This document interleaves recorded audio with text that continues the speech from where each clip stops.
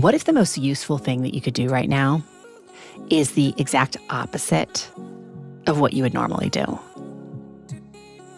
Not forever, maybe, but just long enough to find out what you've been missing. Welcome to your daily hit of grace and grit, your quick dose of inspiration to kickstart your day. I'm Courtney Townley, and here is today's hit. When I was a personal trainer, I worked with a lot of people who had deeply ingrained movement patterns. I mean, we all have those, right? Postural habits, compensations, ways of holding the body that had become so automatic that they were invisible. They were just normalized. And one of my favorite techniques was to ask them to do the opposite so they could feel what that felt like. So if someone always stood on their feet, turned out, like their feet were always turned out, I would ask them to try standing with their feet turned in. Not because that was the right position. It obviously wasn't, but because the experience of the extreme opposite, when they experienced it, something became available that the habit had been blocking. Usually the most efficient, most functional position was somewhere in the middle of those two extremes, right? You've heard this message before. I usually say the healthiest place in life does not live on the end of a spectrum. But a lot of my clients couldn't find the middle until they felt what was on the other side. So we had to go from one extreme to the other in terms of movement, and then they could find where that center was. And that principle has always stayed with me, and I've applied it far beyond movement. So one of my most persistent patterns is speed. I eat fast, I move fast, I talk fast, I think fast. It's just my nature. And there are things about it that I genuinely appreciate, but it also has a cost. I miss things. I rush through experiences that deserve more presence. My nervous system runs hotter than it needs to. So my opposite practice is to slow way down, deliberately, intentionally, almost uncomfortably slow. So I'll eat a meal really slowly and notice what I taste. I will walk somewhere without a destination or a pace goal. I sit in a conversation without finishing someone's sentence or jumping into the next thought. Now, I don't do these things all the time, but when I can feel that I'm misaligned and that my speed is starting to really hurt me and also the people around me, I get very intentional and I revert back to that practice. And at first, it's always really uncomfortable. It feels unnatural, even wrong. But then something shifts. I feel my nervous system decompress in a way that the usual pace never allows. And eventually, this is the beautiful part, I find the middle ground that feels more sustainable.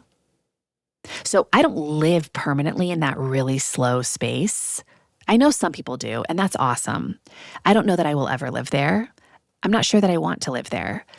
But I definitely don't want to live in the hustle either. I want to live in that sweet spot in the center somewhere, where it feels more nourishing, more like the version of me that I actually want to be. So the opposite is just the doorway. It's the middle where I actually want to live.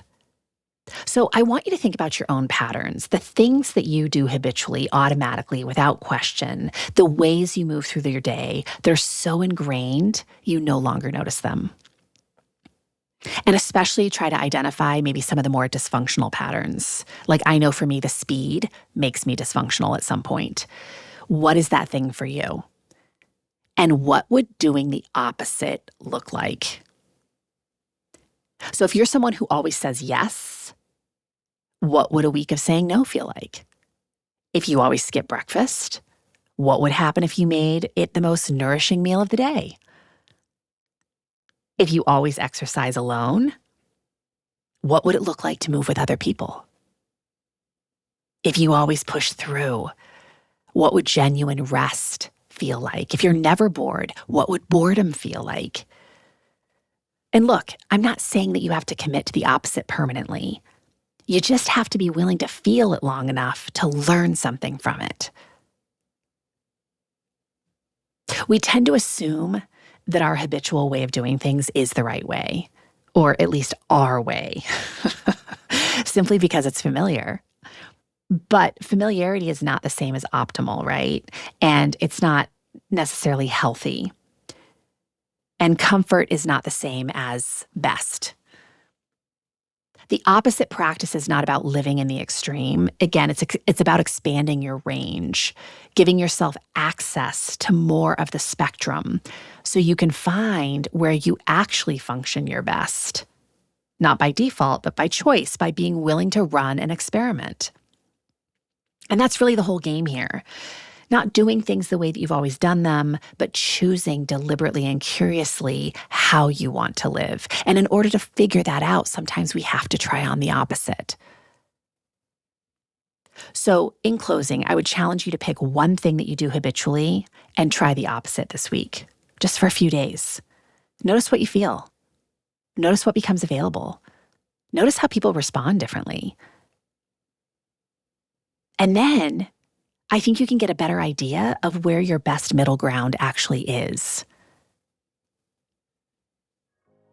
If you're ready to build a life that is more intentional and more aligned with who you actually want to be, I'd invite you to start with a free chapter of my book, The Consistency Code, if you haven't purchased it already.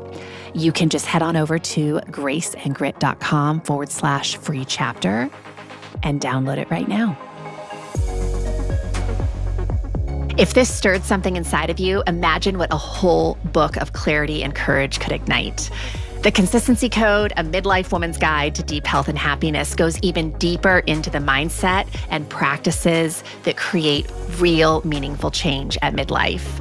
Grab your copy today over at theconsistencycode.com and keep the momentum alive.